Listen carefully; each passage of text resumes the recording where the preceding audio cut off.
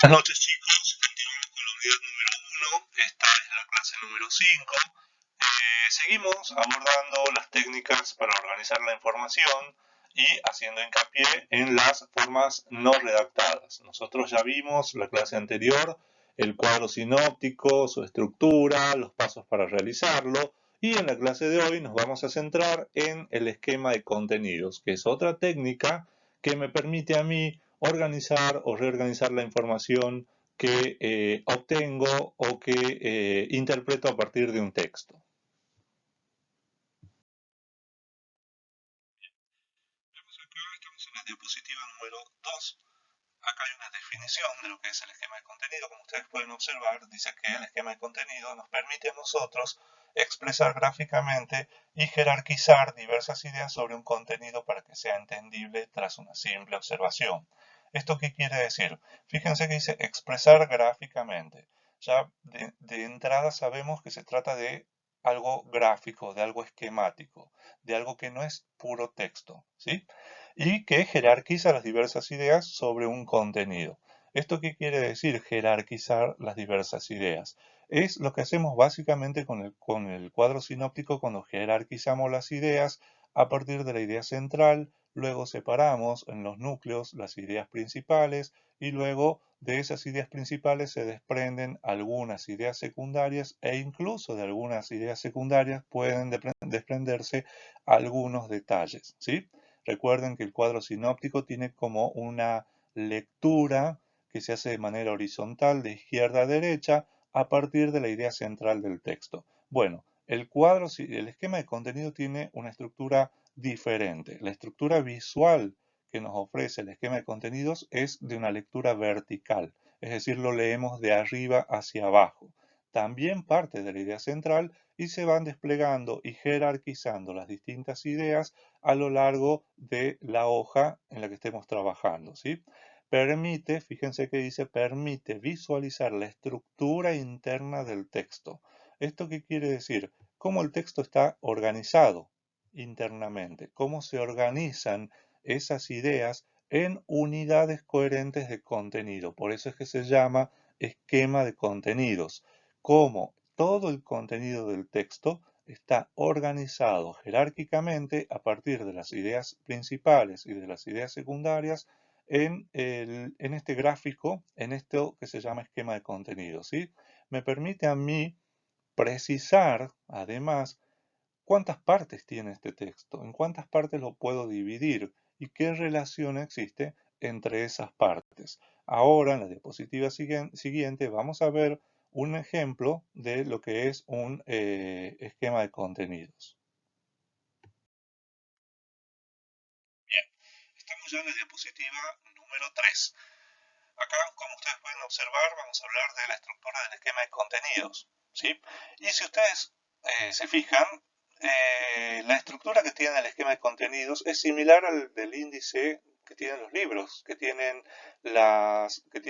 no sé, las monografías, las tesis, un índice común y corriente, como ustedes pueden observar.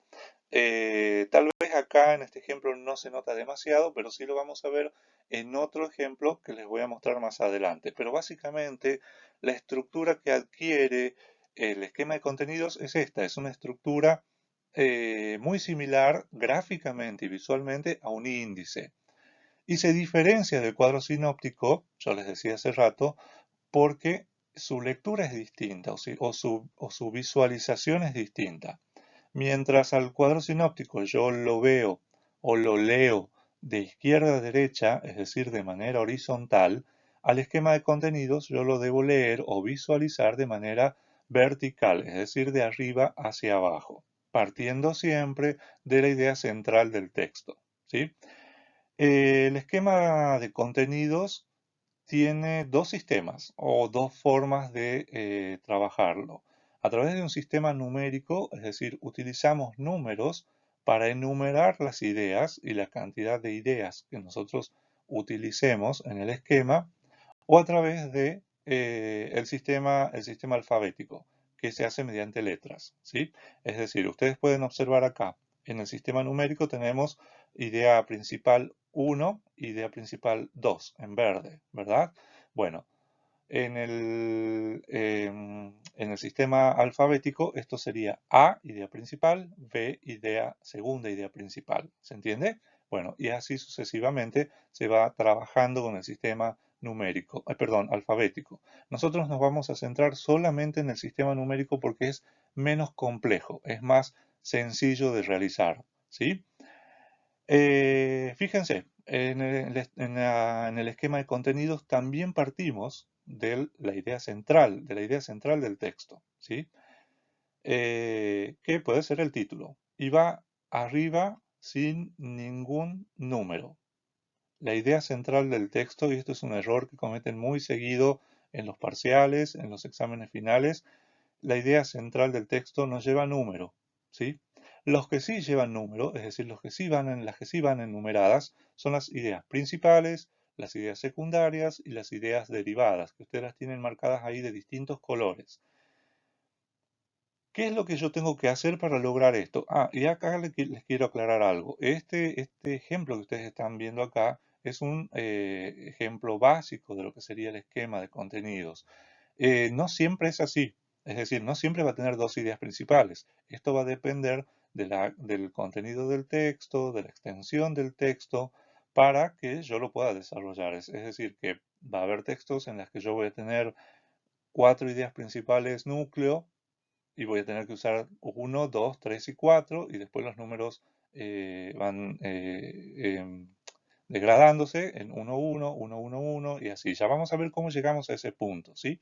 No nos asustemos ahora porque es probable que no lo entiendan, pero básicamente lo que les quiero explicar es que la estructura va a depender siempre de la extensión del texto y de la información que me aporte el texto.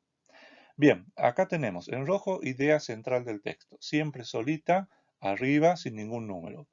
Luego, yo tengo que separar los números. Bueno, eso lo vamos a ver mejor en la diapositiva 4, donde están los pasos, ¿sí? Pero básicamente, como para que vayan teniendo una idea, ahí tenemos ya un ejemplo de lo que es esquema de contenidos. Cuando hablamos de esquema de contenidos, hablamos de esto, de esta estructura, ¿sí?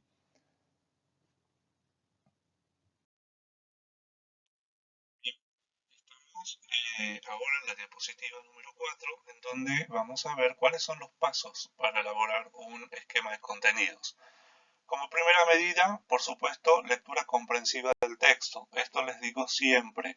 Para hacer un resumen, una síntesis, un cuadro sinóptico, un mapa conceptual o lo que sea, yo lo primero que tengo que hacer es leer el texto completo y comprenderlo. Si yo no he logrado comprender el texto, difícilmente yo pueda hacer lo otro, ¿sí? Difícilmente pueda marcar ideas principales, difícilmente pueda establecer una idea central, difícilmente pueda hacer una síntesis o un esquema de contenidos. Entonces, la lectura comprensiva del texto es fundamental para poder hacer un esquema de contenidos, ¿sí? ¿Qué significa lectura comprensiva? Primero, poder identificar la idea central del texto y poder identificar las ideas principales del texto, ¿sí? Recuerden siempre esto. Estos son pasos básicos, los tres primeros pasos que yo tengo que hacer y que tengo que tener en cuenta para poder realizar u organizar la información, ya sea en formas redactadas como síntesis o resumen, o un cuadro sinóptico, un mapa conceptual, un esquema de contenidos, como les vengo diciendo desde hace varias clases. Entonces, lectura comprensiva del texto, identificar la idea central del texto, identificar las ideas principales del texto. Y acá viene lo específico ya de lo que tengo que hacer para la elaboración del esquema de contenidos, que es englobar ideas en núcleos. ¿Sí? Yo lo primero, como les digo, lo primero que voy a hacer es identificar las ideas principales. Una vez que yo las tenga marcadas a las ideas principales, voy a tratar de englobar en núcleos o englobar varias ideas principales, si es que es posible, en una sola idea núcleo, ¿sí? Esto es para acortar la extensión del esquema de contenidos. Me sirve para acortar la extensión y para que no sea demasiado largo.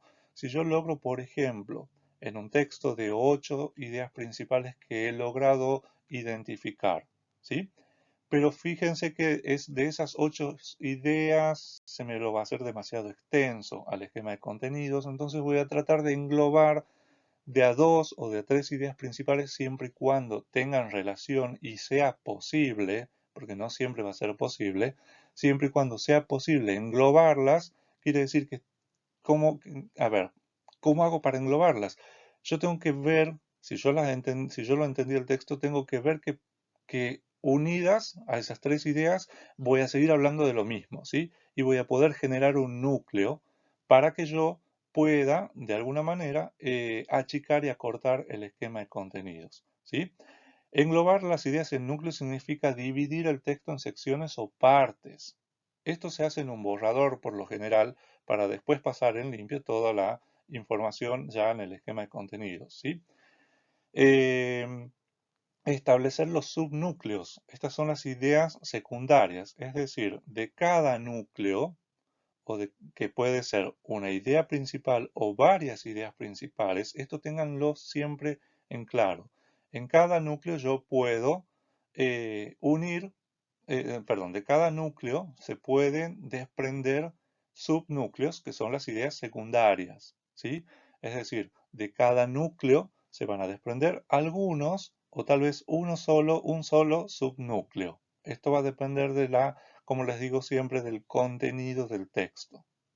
Y finalmente voy a elaborar un borrador y luego voy a pasar en limpio. Todo esto, lo de englobar las ideas en núcleo y lo de establecer las ideas en subnúcleos, se hace por lo general en borradores. Una vez que yo tenga clarito el esquema, lo paso en limpio, elaboro un borrador y luego lo paso en limpio, ¿sí? Estos son los pasos para elaborar un esquema de contenidos. Vuelvo al punto porque es probable que no se haya entendido. Yo primero voy a identificar la idea central, luego las ideas principales marcadas en el texto, todas las ideas principales marcadas con color en el texto. Y una vez que yo lo tenga al texto ya marcado, voy a proceder a englobar algunas ideas núcleos. Como les digo, estas ideas núcleos em, pueden ser una idea principal o pueden ser dos o más ideas principales englobadas en un solo núcleo, ¿sí? Esto sucede por lo general, no hace falta tanto hacer este paso de englobar ideas y todo cuando el texto es extenso y tengo, por ejemplo, varios títulos y subtítulos. Ya los títulos me están dando a mí, por ejemplo, una idea global, una idea núcleo, y los subtítulos unas ideas subnúcleos. Por eso es que yo les digo que el esquema de contenido tiene una estructura similar a la de los índices que nosotros vemos en los distintos libros. Bien, entonces esto es básicamente lo que tienen que hacer. Por ahí la parte más difícil que se les puede dar es esto de englobar ideas núcleo y establecer los subnúcleos. Sin embargo, los textos que nosotros vamos a trabajar son textos en los que ustedes ya prácticamente los tienen identificados a partir de títulos o subtítulos que se vayan dando a lo largo del texto. ¿Sí? Bien, seguimos avanzando con la clase. Estamos en la diapositiva número 5, en donde vemos algunas recomendaciones para evitar errores a la hora de realizar un esquema de contenidos. La primera recomendación es que no hay que copiar de manera literal todas las oraciones o partes del texto. Es decir, lo que hacemos con el resumen, que es básicamente la copia literal de las oraciones en lo que es el resumen, no debemos hacerlo. Acá solamente debemos identificar las ideas principales, algunas secundarias, y tratar de acortarlas, de ser lo más breve posible, de ser lo más escueto posible, para que el esquema no tenga ese desarrollo de contenido teórico, es decir, para que yo no tengo que leer una definición acá en el esquema de contenidos, ¿sí? El esquema de contenidos tiene como función básicamente que sea una guía visual breve de todo el contenido del texto, ¿sí? Los esquemas de contenido se usan, por ejemplo, para cuando tengo un texto demasiado largo, con demasiados títulos y subtítulos, con demasiada información y que a mí me cuesta o me pierdo o en su lectura me pierdo. Entonces, para cuando esté estudiando, tenga una hoja con el esquema de contenido al lado y sepa en qué parte del libro estoy, ¿sí? O en qué parte del texto estoy. Lo mismo pasa con el cuadro sinóptico, por eso es que deben ser breves, que no deben extenderse de una hoja, por ejemplo. No establecer muchos núcleos. Esto es lo que yo les decía recién. Si yo tengo un texto extenso con, no sé, 8 ideas principales y que no logro establecer los núcleos, no logro, por ejemplo, a ver, no, se me puede hacer demasiado largo, demasiado extenso, entonces lo que yo voy a tratar en lo posible es de achicar o de englobar varias ideas principales en un núcleo, ¿sí?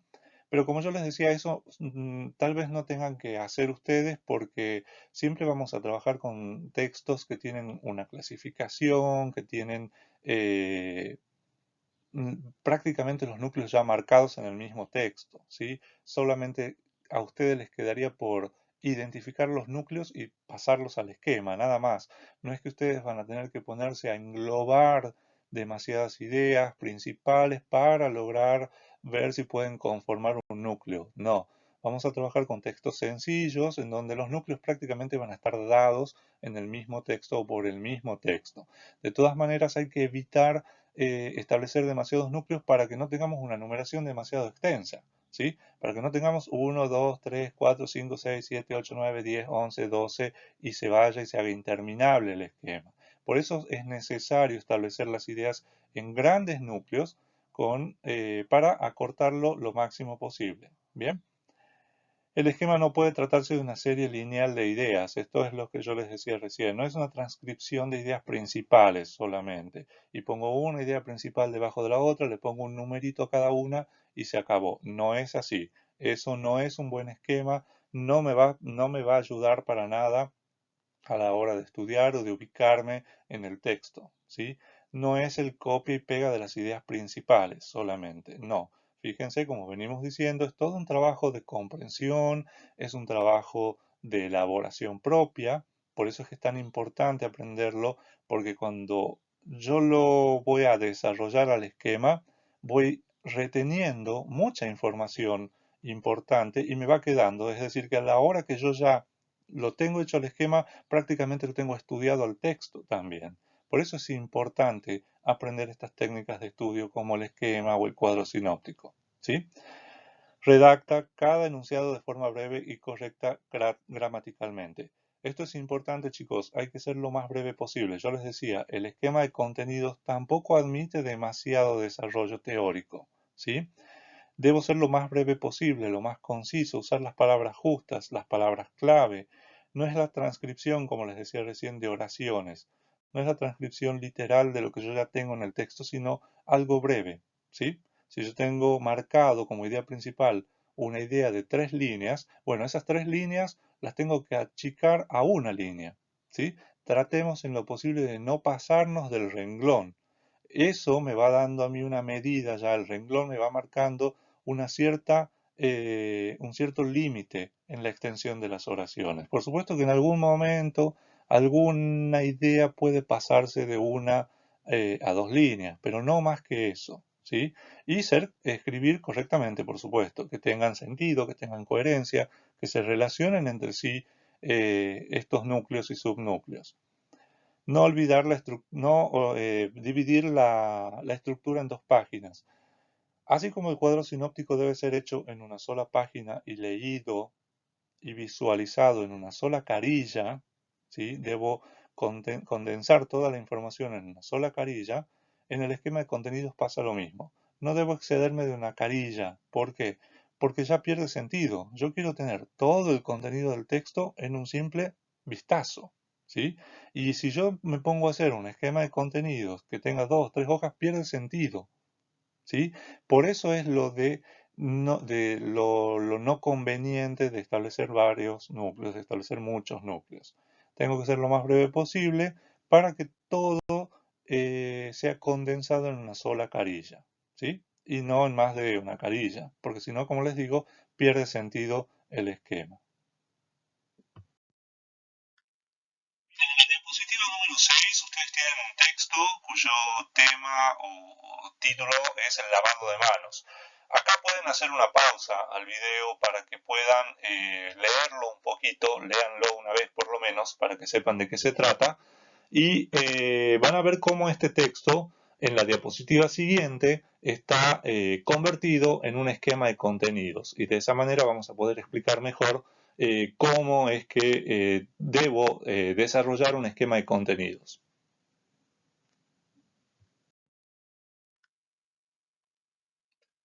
Diapositiva número 7, la última de la clase de hoy, y como les decía recién, este es un ejemplo de esquema de contenidos que surge a partir del texto de la diapositiva anterior sobre el lavado de manos. Y ahí ustedes pueden observar, en primer lugar, solo y en rojo aparece el tema o idea central del texto, ¿sí? Que se centra, por supuesto, en el lavado de manos. En el esquema de contenidos, recuerden, el tema va siempre sin número, va solo arriba, encabezando el esquema.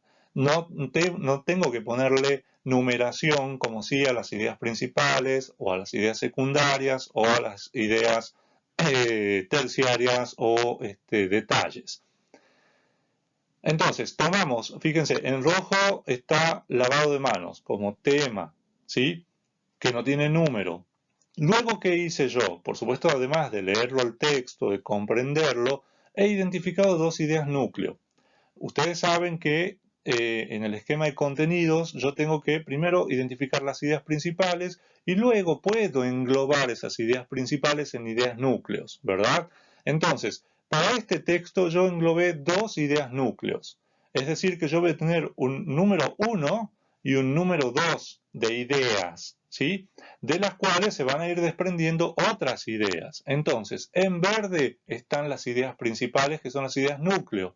Por un lado, en el punto 1, puse principales vías para eliminar la flora bacteriana. Esa es una idea núcleo principal que está conteniendo a las otras dos ideas secundarias, que son que las principales vías son, por un lado, la acción mecánica de arrastre y por el otro, la acción germicida, ¿sí? Entonces, fíjense cómo me ha quedado estructurada esa parte del cuadro, con la idea núcleo 1 y sus subnúcleos o subideas, que son el 1.1, acción mecánica de arrastre, y el 1.2, acción germicida.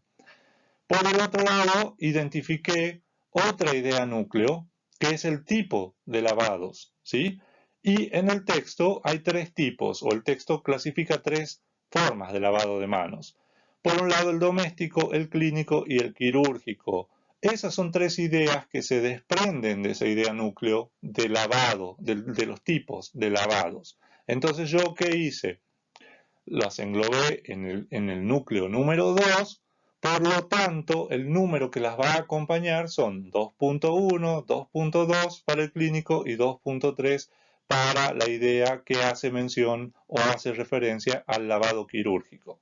¿Se entiende? Entonces, esa es la forma en la que yo tengo o en la que ustedes tienen que trabajar el esquema de contenidos. El esquema de contenidos tiene una estructura vertical que debe comenzar con la idea central o tema sin número y luego sí las ideas desplegadas jerárquicamente el resto de las ideas, ¿sí?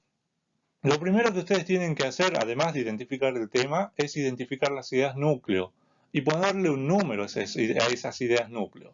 Las ideas núcleo son esas ideas de las cuales se desprenden otras ideas que también son importantes. Según este texto, yo logré identificar dos ideas núcleos. Ustedes tal vez si lo leen pueden incluso hacer tres, si es que lo desean. A ver, esto es muy personal, siempre y cuando la estructura del esquema de contenido sea vertical y además tenga la menor cantidad de texto posible. De esa manera yo voy a reducir el texto y lo voy a dejar de esta manera para que en una carilla a mí yo pueda abarcar todo el contenido del texto, ¿sí? La clave de todo esto está en identificar las ideas núcleo, que son esas ideas abarcativas, ideas grandes que abarcan o que contienen otras ideas que son secundarias.